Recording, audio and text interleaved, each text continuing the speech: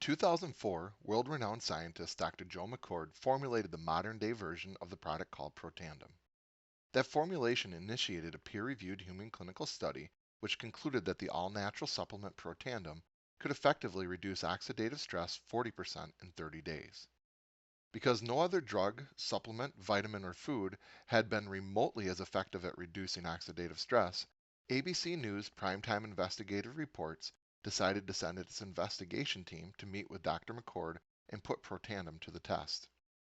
If you haven't seen the original ABC report, make sure that you do, because it explains what Protandim does and why it is so important for you to reduce your oxidative stress. During the investigation, John Quinones, the host of the show, had his blood drawn and his oxidative stress levels tested. After he took Protandim for 14 days, he had his blood tested again, and the results showed that his level of oxidative stress dropped 45% in just 14 days. At the end of the investigation, it used to say, "For more information, go to abcnews.com," and people did. In fact, over $5 million in orders for Protandim were placed, and the company's stock price jumped from a couple dollars a share to over $22 on sheer speculation of what the product could do to help people. Unfortunately, the company wasn't ready. There were no sales or marketing teams in place, and the company wasn't able to produce enough product to meet demands.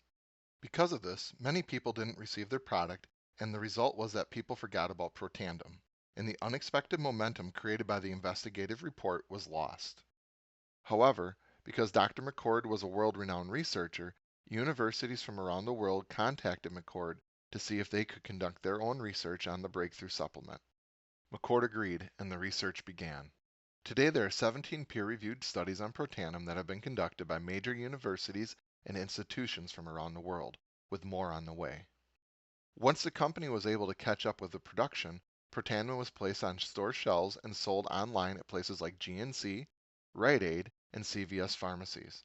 Over the course of the next 4 years, Protandim sold less than 1 bottle per store per month, and the company's stock dropped down to as low as 7 cents per share.